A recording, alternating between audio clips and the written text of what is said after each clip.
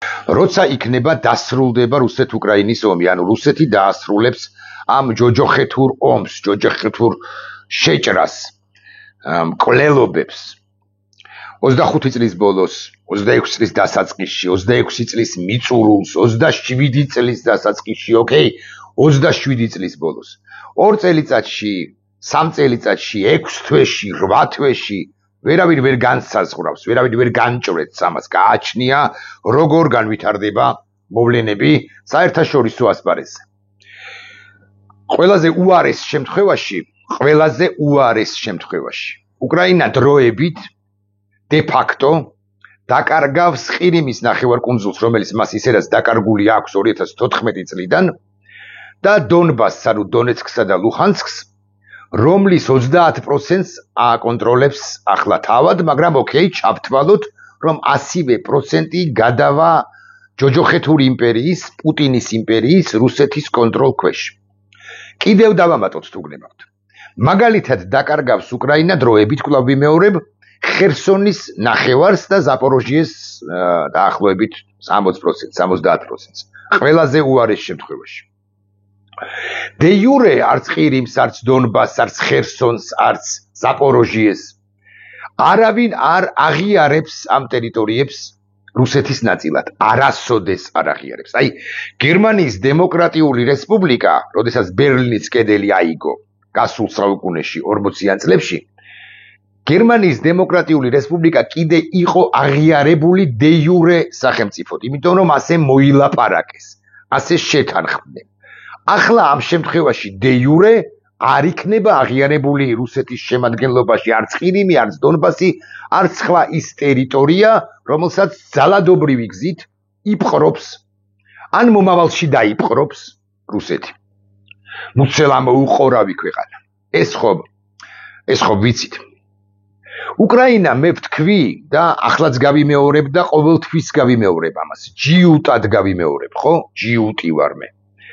გადარჩება როგორც სახელმწიფო. რას გულისხმობ ამაში? ქართული ოცნების სოციალური მედიის გვერდებიდან შემომიტიეს მიზინა ივანიშვილის მხარდამჭერები 41 რაღაცა გიჟები რო არიან რა, ხო, რუსები რო არიან. და აგეო ტაბლიაშვილი რეებს ლაპარაკობს. მე კვლავ ვიმეორებ, უკრაინა გადარჩება ამ შემთხვევაშიც კი როგორც სახელმწიფო. იმდენად, რამდენადაც რეჟიმ ჩეინჯი უკრაინაში, ანუ კიევში არ მოხდება რუსული სცენარით. ზელენსკის ვერავინ ვერ გააგდებს ძალადობრივი გზით და პრორუს იანუკოვიჩს ან იანუკოვიჩის მსგავს ტიპს ვერავინ ვერ დასვამს კიევში უკრაინის დარჩენილი უკრაინის ხელისუფლების სათავეში ვერავინ მოიყვანს. ეს ხომ გასაგებია. გარდა ამისა, უკრაინის de jure უკრაინის 80% დაახლოებით იქნება გაკონტროლებული ზელენსკის ან ნებისმიერი მომავალი მთავრობის, პრეზიდენტის, მთავრობის თავმჯდომარის, მომავალი მთავრობის მიერ, რომლებიც ასევე იქნებიან პროუკრაინულები. უკრაინა იქნება კბილებამდე შეიარაღებული ქვეყანა, რომელიც დაიცავს თავის დარჩენილ ტერიტორიას და არ მისცემს შესაძლებლობას რუსეთს, ცხადია ევროპელებისა და ამერიკელების დახმარებით, რომ რუსეთი შეიჭრას მათ დარჩენილ ტერიტორიაზე, ასე მაგალითად ოდესაში, ლვოვში, კიევში, ხარკოვში, სხვაგან და სხვაგან, მაგალითად 2028 წლიდან, 29 წლიდან, 30 წლიდან ისი სურვილიც უკრაინას კი არა რუსეთს რასაკვირველია აქვს, ახლაც აქვს და რამდენადაც იმპერიაა, სამომავლოდაც ექნება. კბილებამდე შეიარაღებული ქვეყანა, რომელსაც აქვს უსაფრთხოების ქოლგა, მეხუთე მუხლი არა აქვს, მაგრამ მეხუთე მუხლის მსგავსი უსაფრთხოების გარანტიები აქვს. იქნება ევროპული სახელმწიფო. ამდენად, როდესაც ვამბობ, რომ უკრაინა როგორც ქვეყანა გადარჩება, მეთქი არ ვაჭარბებ. გადარჩენაში გულისხმობ იმას, რომ მას ექნება სუვერენული შიდა და სუვერენული საგარეო პოლიტიკა. ამასთან ევროპული საგარეო პოლიტიკა და ევროპული შიდა პოლიტიკა. დიახ, რუსეთი მუცელამოუყორავი ქვეყანაა და რამდენადაც ყირიმს, დონბასს, შესაძლოა სხვა ტერიტორიებსაც არავინ არ ცნობს რუსეთის შემადგენლობაში, ამდენად ეს მდგომარეობა, ის სამომავლო მდგომარეობა ომის შეწყვეტის შემთხვევაშიც კი, რომელიც დადგება, არსებითად განსხვავებული იქნება, ასე მაგალითად გერმანიის დემოკრატიული რესპუბლიკის GDR-ის მდგომარეობისაგან. იმიტომ რომ GDR-ი მაინც, ანუ ბერლინის კედლის აღმოსავლეთით, ხო? აღმოსავლეთ გერმანია მაინც სუვერენულ სახელმწიფოდ იყო ნაცნობი. სუვერენულ სახელმწიფოდ იყო აღიარებული. დონბასსა და ყირიმს ერთად თუ ცალ-ცალკე არავინ არ აღიარებს რუსეთის შემადგენლობაში, ან სუვერენულ სახელმწიფოებად არც არიან, მაგრამ არავინ არ აღიარებს. ამდენად უკრაინა სტრატეგიული თვალსაზრისით გამარჯვებულია მეთქი, ამის თქმას ვცდილობ. რაც არ უნდა ტროლბოტები შემომასიოს ახლა ქართულმა ოცნებამ ან მისმა პროპაგანდისტურმა ჯგუფებმა, რაც არ უნდა მლანძღონ, აკრიტიკონ არასწორი სიტყვა, მლანძღონ, შეურაცხყოფა მომაყენონ და ასე შემდეგ, ამას გავიმეორებ ჯიუტად. ვისაც ეს არ ესმის აქამდე ვერ გაუგია, ის სამომავლოდაც ვერ გაიგებს და მათი ლანძღვა გინება, ხო, მე ვერაფერს მაკლებს. ამ აზრს კი არ მაცვლევინებს. ახლა მეორე. როდის ვიხდი? ახლა მეორე და ძალიან მნიშვნელოვანი. რა ხდება უკვე შემდგომ, აი ეს კითხვა დავსვათ, საქართველოსსა და უკრაინას შორის. იმ შემთხვევაში რა ხდება თუ საქართველოში დარჩა, შეგვჭა ჩვენ ეს რუსული ხელისუფლება ბანდა ქართული ოცნებისა. და იმ შემთხვევაში რა ხდება, ესეც განვიხილოთ თუ შეიცვალა ხელისუფლება. ცხადია, უნდა შეიცვალოს და ბევრად უკეთეს მდგომარეობაში ვიქნებით, აღმოჩნდებით თუ ხელისუფლება შეიცვალა და კოალიციური მომავალი მმართველობა იმედი მაქვს კი არა, დარწმუნებული ვარ, დაიწყებს ურთიერთობების აღდგენას. უკვე მშვიდობიან, უბრალოდ მშვიდობა დამდგარ უკრაინასთან. ბევრი საერთო გვაქვს ჩვენ წარსულს და ისტორიას და სენტიმენტურ საკითხებს არ გულისხმობ. მაგალითად, ეკონომიკური ურთიერთობების გაღრმავება. შავი ზღვის აუზის სახელმწიფოები ვართ ჩვენ და რაღაცა ეკონომიკური ურთიერთობების გაღრმავება, გაღრმავება, თქვათ, ფოთსა და ოდესას შორის. ბორანი მაგალითად. იქ ბორანზე გაცილებით სერიოზული და მსხვილი პროექტები შეიძლება იყოს, მაგალითად რაღაც გაზ, ბუნებრივი აირის მიწოდება უკრაინისათვის და ასე შემდეგ და ასე შემდეგ. გაუჭირდება მომავალ კოალიციურ ხელისუფლებას, უთუოდ გაუჭირდება. გაუჭირდება იმიტომაც, რომ რეპუტაცია საქართველოს როგორც ქვეყანას ამ ქოცბანდა ხელისუფლებამ ძალიან შეულახა.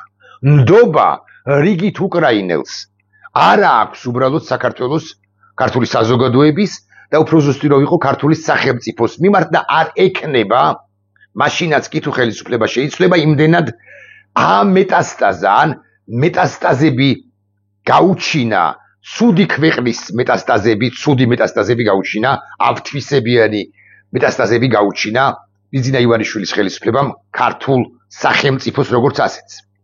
მაგრამ თქვენ წარმოიდგინეთ თუ კოალიციურ მომავალ მთავრობას გაუჭირდება, რამდენად გაუჭირდება კი არ არც მოინდომებს არსებული რეჟიმი რომ დარჩეს ის ხელისუფლებაში უკრაინასთან ურთიერთობას არც დაიწყებს.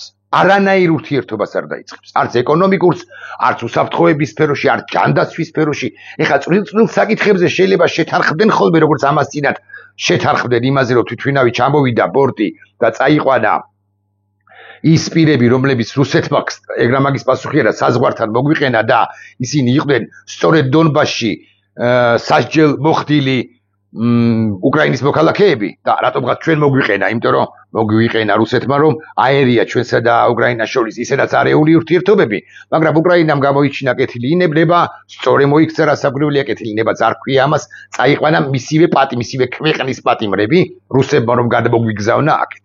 ხო, ეს გასაგებია ცალკეულ საკითხებზე შეთანხმებები ტაქტიკურ საკითხებზე შედგება განა არა, მაგრამ კონცეპტუალურად ბანდა ხელისუფლება რომ დარჩეს ჩვენ შორის უკრაინა რომელიც წარმატებული ქვეყანა იქნება უთუოდ და ჩვენ რომელიც წარმატებული არ ვიქნებით, ანუ იქნებით ცუდი ქვეყანა, ურთიერთობა როგორც ასეთი არ შედგება. აღარ მოხდება.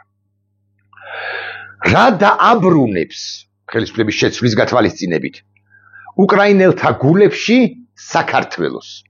ეს არის კითხვა.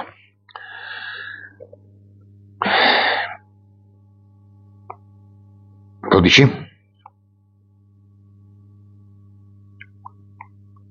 რა დააბრუნებს საქართველოს უკრაინელთა გულებში, განსაკუთრებით ცხადია გულისხმობ უკრაინის დღევანდელ ხელისუფლებას, ხელისუფლების გულში გულებში, ან მომავალი ხელისუფლების გულში უკრაინისა, რა დააბრუნებს საქართველოს პოზიტიურ აღქმას. ასეთი იყოს საქართველო და არა ბიზინა ივანიშვილისა.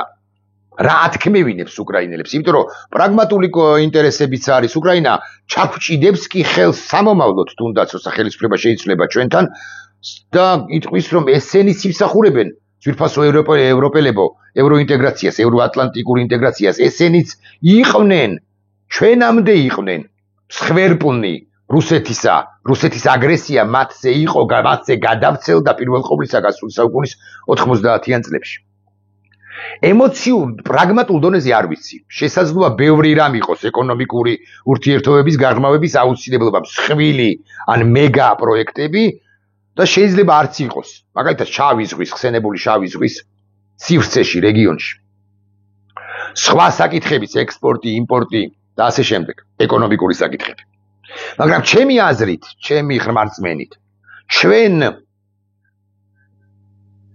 ჩვენს იმიჯს ნიშნულოვნად უკვე ასწორებს და მომავალში მით უმეტეს გამოასწორებს აღქმა ქართველისა, ამ აღქმა იმგვარი ქართველისა, რომელსაც უკრაინელები პატივს სცემენ, რომელიც ამგვარი ქართველი უკრაინელებს უყვართ. და არა კოლაბორანტები. ბიზინა ივანიშვილი ჩვენ უნდა დავამტკიცოთ ოდესმე რომ იყო და ვამტკიცებთ კიდეც ქართველი იანუკოვიჩი. ამ შემთხვევაში უფრო კარგად გაიგებენ უკრაინელები რასთან თუ ვისთან ჰქონდა საქმე. უკრაინელი იყო იანუკოვიჩი და თქვენ გყავდათ ეს იანუკოვიჩი და თქვენ მოიცინეთ. ქართველი იყო ქართველი იანუკოვიჩი ივანიშვილი, ჩვენ გყავდა ქართველი იანუკოვიჩი ივანიშვილის სახით და ჩვენ მოვიცინეთ და გადავფურცლოთ. ახლა ისტორიის ეს ბნელი ფურცელი ჩვენ სათქმელი გვექნება. მაგრამ უკრაინელებს შევუყვარდებით, ასე ვიტყვი. ან უკრაინელები პატივისცემას ჩვენს მიმართ დაიბრუნებენ მაშინ და იმ შემთხვევაში და იმის გათვალისწინებით, როდესაც ჩვენ კულტურის სფეროში და ემოციურ საკითხებზე გავაბაბმულებს მათთან. აი ამ თვალსაზრისით თუ ვიმსჯელებთ, ამ კუთხით თუ ვიმსჯელებთ, ჩვენი ქვეყნის რამდენიმე სინდის ნამუს ღირსებაზე უნდა გავამახვილო ყურადღება თქვენის ნებართვით. უკვე ვინც არის ჩვენი ქვეყნის სინდის ნამუს ღირსება. 24-ში გუშვინ იყო იცით დამოუკიდებლობის აღდგენის დღე უკრაინისა. მთელი პოლიტიკური ელიტა და აგრეთვე სტუმრები შეიკრიბნენ. ერთმანეთს მიულოცეს, იყო საზეიმო ღონისძიებები, დაჯილდოება, გენერალი კოელოგი დააჯილდოვა პრეზიდენტმა ზელენსკიმ, სხვებიც და სხვებიც, უკრაინის შეერაღებული ძალები, პოლიტიკური ელიტა, სხვები და სტუმრები. სტუმრები ოღონდ ამ შემთხვევაში მარტო პოლიტიკურ ელიტას არ გულისხმობს სხვადასხვა ქვეყნიდან ჩასულს, არამედ ზოგადად სტუმრები, რომლებიც ულოცავდნენ უკრაინას დამოუკიდებლობას და ქართველებიც იყვნენ მათ შორის. და ქართველები რომ იყვნენ ოთხივემ უზარმაზარი როლი შეასრულა, იმაში უკვე შეასრულა, რომ ზელენსკის დაენახა ნამდვილი საქართველო. როგორია ეს საქართველო? ანუ არა ის არის თქო ცხადია ვინმე ზარქუას, ხო? არც იცის ამის შესახებ, მაგრამ ანუ არა ივანიშვილის არის საქართველო, არამედ გიორგი უშიკიშვილისა. ეს იფიქრა გულში მაინც, თავში მაინც, ხო? პრეზიდენტმა ზელენსკიმ. ნინო ქათამაძისა.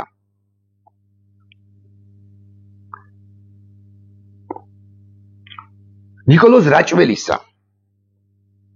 ვინც იყო ამ ღონისძიებაზე?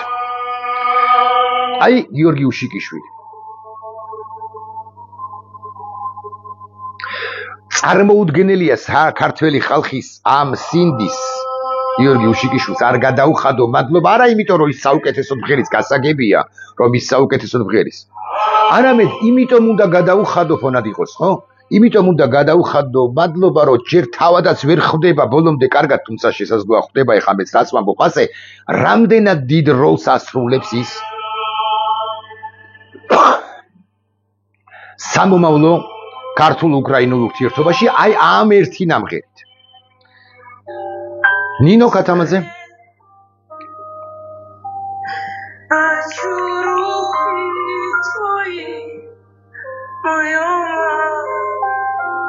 აქ არის კადრი, გადავახვევ.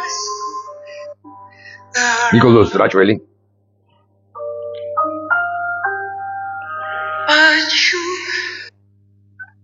კალთს გაჩვენებთ ახლა ასრულებს ნინო ეხლა იქნება ოვაციები და გამოჩნდება პრეზიდენტი ზელენსკი რომელიც ფეხზე წამოდგა ისევე როგორც მთელი დარბაზი ნინო ამბობს სლავა უკრაინის აქ არიან უკრაინის შეერაღებული ძალების წარმომადგენლები აქ არის პრეზიდენტი ზელენსკი აი ეს საქართველო უნდა გავაცნოთ დამატებით უნდა გავაცნოთ პრეზიდენტ ზელენსკის აგრეთვე ჩვენ უნდა გავაცნოთ კი მოდიშებთ სხვების საქართველოს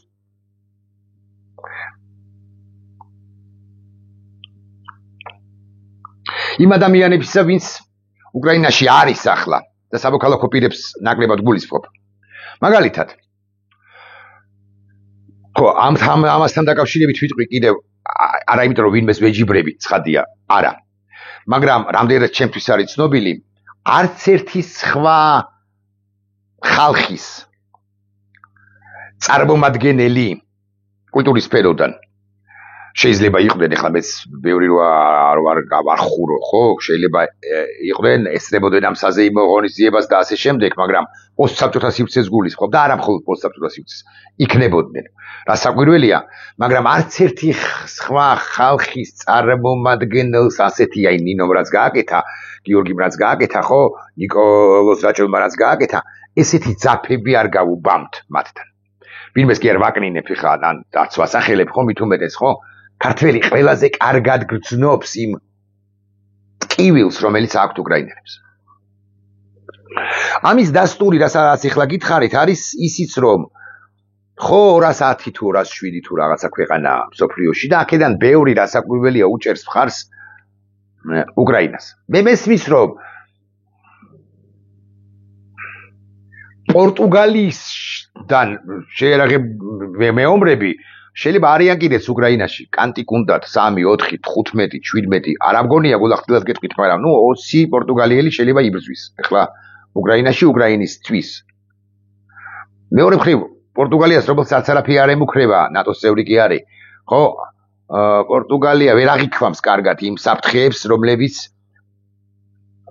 რომლებიც ბალტიის ასე მაგალითად ბალტიის სახელმწიფოებს ემუქრებათ გასაგებიც არის ჩვენ აღვიქვამთ ყველაზე კარგად 207 თუ 210 სახელმწიფოა უმრავლესობა უჭერს მხარს უკრაინას მაგრამ ჩვენ რა რაოდენობის ჯარისკაციც მოხალისე ჯარისკაციც პროფესიონალი მოხალისე ჯარისკაციც გვყავს გაგზავნილი მეთქი ასე ვიტყვი ქართული საზოგადოების წარმომადგენლები არიან ისინი იქ ფრონტის ხაზზე ამ რაოდენობის ჯარისკაცი არ ყავს არავის ბელარუსებიც იბრძვიან განა არა ბალტიის სახელმწიფოებიდანაც იბრძვიან სხვების და სხვების რა ქვეყანას არ ნახავ კოლუმბიელებიც იბრძვიან როგორც ვიცი სამხრეთ ამერიკიდან ჩავიდნენ უკრაინაში მაგრამ ჩვენ გვყავს 3000-დან მეტი ჯარისკაცი იქ უმრავლესობა ქართულ ლეგიონში კიდე სხვა დაჯგუფებებში 3000-ივე თუ მეტი მეომარი ნინო ქათამაძის არ იყოს ნინო ქათამაძე და ნიკოლოზ რაჭველი და გიორგი უშიკიშვილი უბრალოდ სხვა მიმართულებით ხოლო ეს 3000 მეომარი სხვა მიმართულებით და კიდევ უფრო რთული მიმართულებით მეთქი პატივისცემა რაჭველსაც ნიკოლოზ რაჭველსაც ნინო ქათამაძესაც და გიორგი უშიკიშვილსაც სხვა მიმართულებით იბრძვიან ისინი კიდე ეს ხომ კარგად გესმით და ისინი იცავენ ქართულ ღირს საქართველოს ღირსებას აი მათზე უნდა დაჩენდეს სამომავლო ურთიერთობები მეთქი ვიტყვი ასე არა ვარ მართალი მე მგონი რომ სწორედაც რომ მართალი ვარ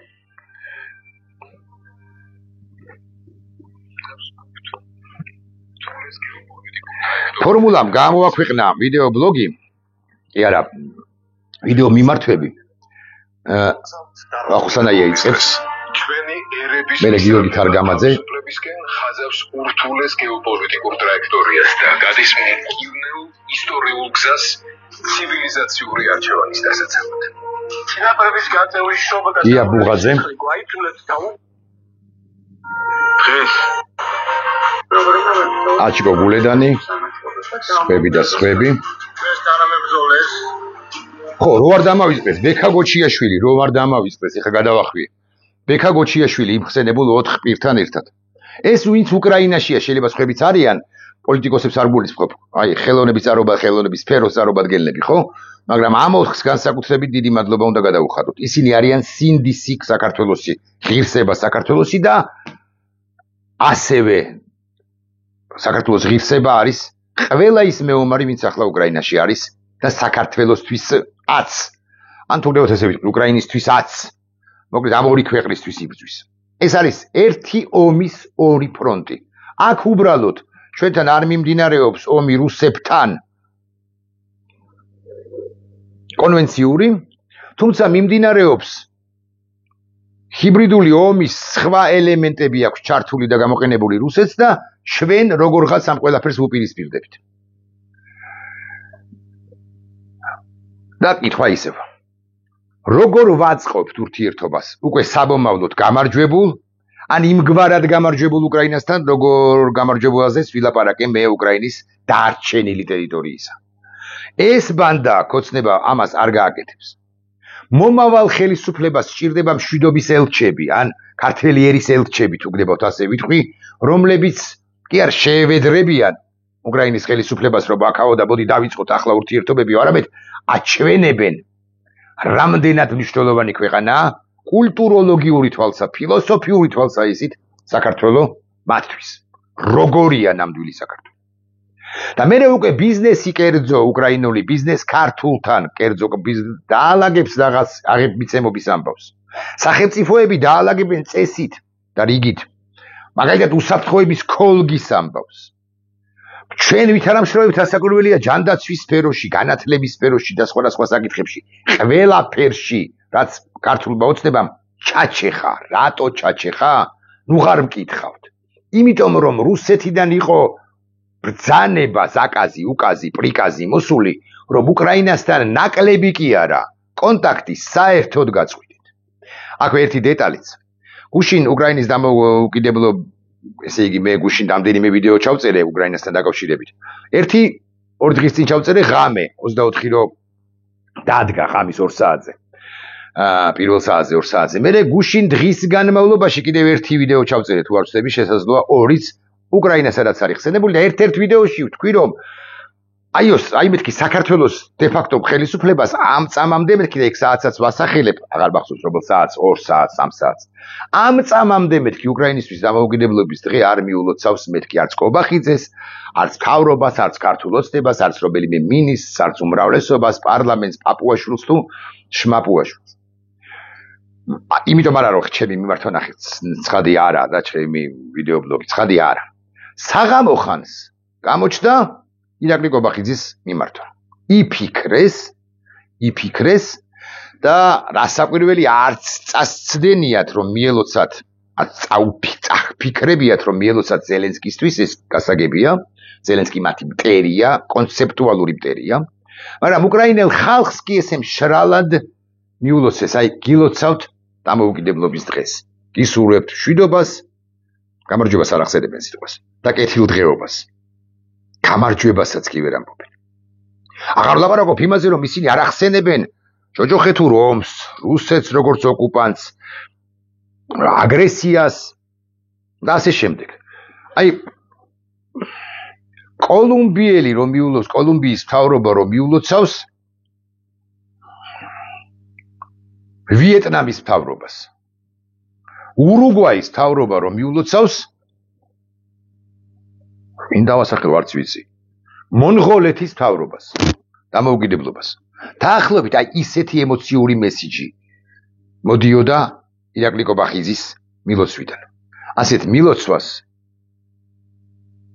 არა ბატონებო. მზადებო, არა მზადებო. არანაირი ფასი არ აქვს. ფასი აქვს იმას, რასაც აკეთებენ ჩვენი მეომრები და რასაც აკეთებენ კონკრეტულად ნიკოლოზ რაჭველი, ნინო კათამაძე, ნიკოლოზ რაჭველი, ბექა და გიორგი უშიკიშვილი. და კიდევ უამრავი ქართველი, ვინც ახლაც ზის ამ წუთებში და პოსტავს. უკრაინა გაიმარჯვებს. და ხსნიან ადამიანები, ნახეთ რამდენი ხარ რომ დავიწყო ჩამოსახელება, ალბათ ვერ დავამთავრებ, ხო? მე ვიცნობ 30%-ს და კიდე 70%-ს ვინც საჯაროდ აქტიურია და პოსტავს, გვიხსნის, გიღეჭავთ, მეც ვიღეჭავს. რომ აი ეს იარაღი, ეს გადაწყვეტილება, ეს განცხადება, ეს ამბავი ფრონტის ხაზზე, ის გლობალური ამბავი, ის კონტექსტი, ის ტექსტი, ეს ყველაფერი დასტურია იმისა, რომ უკრაინა გაიმარჯვებს.